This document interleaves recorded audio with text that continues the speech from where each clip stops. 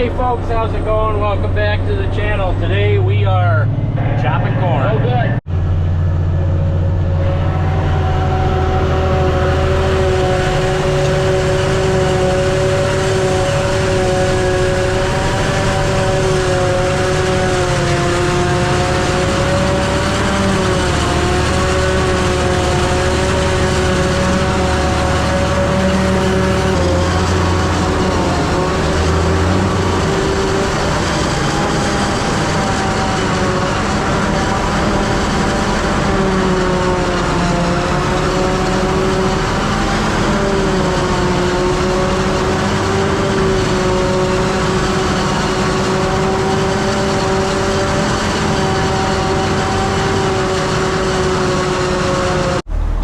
Truck just made a freaking loud bang. Sounded like a tire popping.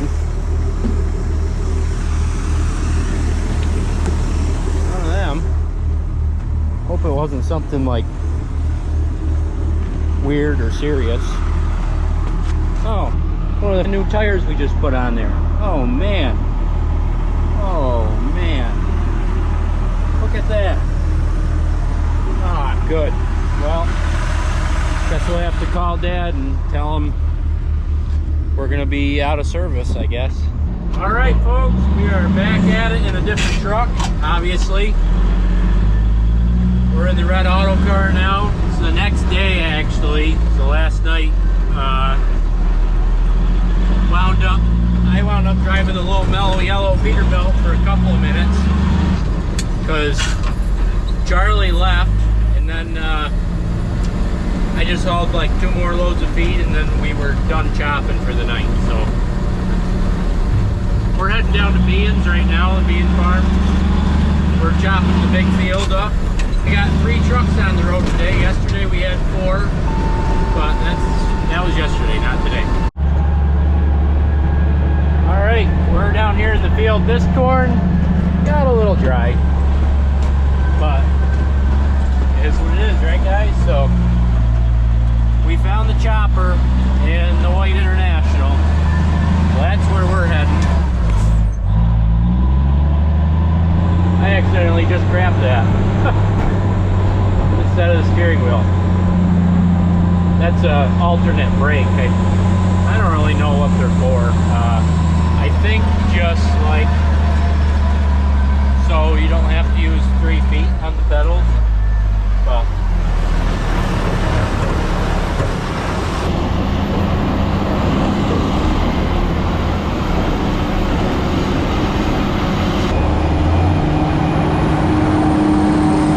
alright, so we're going to open up a new section of the field here. That's why the spout's up like that. So we're going to drive directly behind him. He's on the phone with somebody.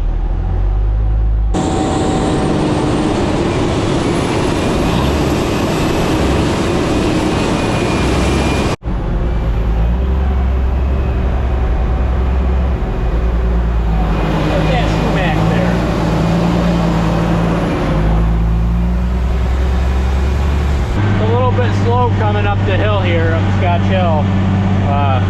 I don't know how fast we're going, probably like 15. We're in 5th gear. Just a creeping. At least we're not in the mellow yellow. That is the slowest truck going uphill. Alright. We're down here in the field again. This is going to be my 3rd load I'm picking up.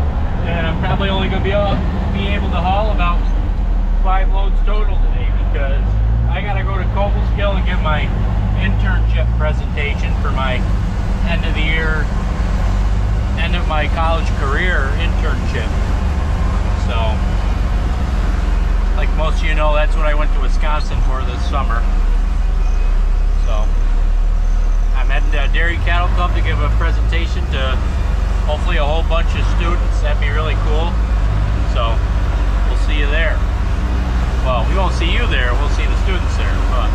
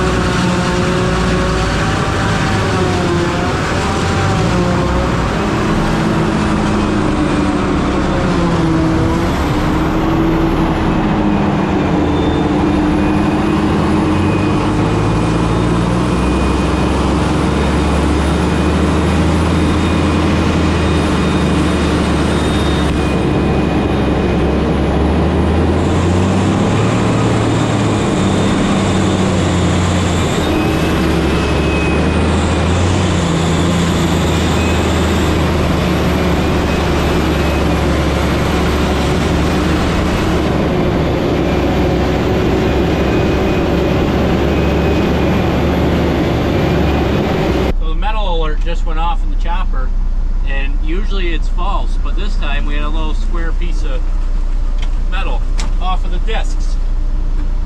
So we figured the only way that this could get into the corn head, you know, we're chopping the corn a foot off the ground, is for a corn stalk to go up through it. And I just spun out. We'll try it again on the non-weedy, grassy strip there.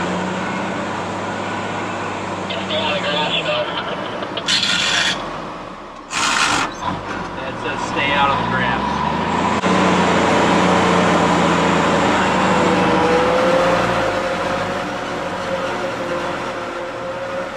So the only way for this to get into the corn head would be for a corn stalk to go up through the middle of it and lift it up there. So that's pretty neat, isn't it? It's kind of cool.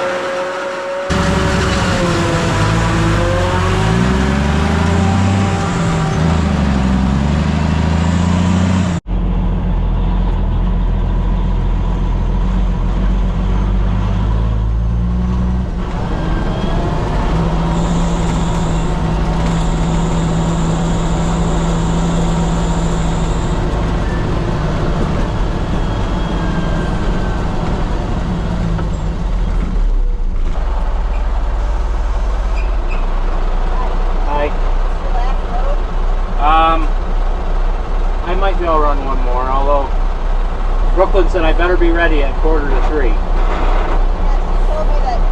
So, this probably will be my last one. Okay.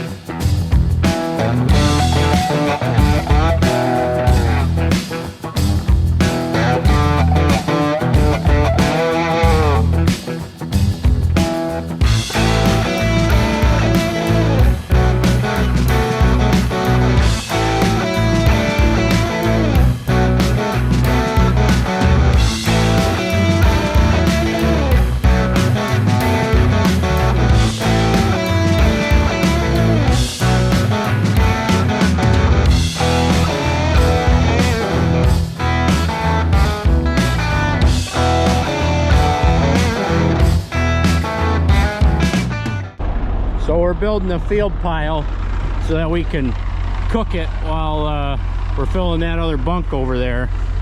So we're just dumping off here. Got this side a little bit too steep, but it's all right. Pile of junk there from when we needed to build the pile here. Had some old round bales and a pile of compost, but whatever. I got Mr. A in the packing truck. You want to say hi? Says hi. All right, we better get back in our truck and make it look like we're actually working here. So we're making that pile. I guess I'll explain it a little better. So our feed pile right now in the heifer barn, up by the heifer barn, we're gonna cover it up with our new corn silage like we do every year. And we have to have something to feed the cows while we're doing that before the new feed is ready. So what we do is we build a little pile here in the field, make it quick, cover her up, let her cook, and then while we finish filling the big bunk, we'll plow into this one and start feeding it. And then when this one's out, the big pile will be cooked, and then we'll go right into feeding that. So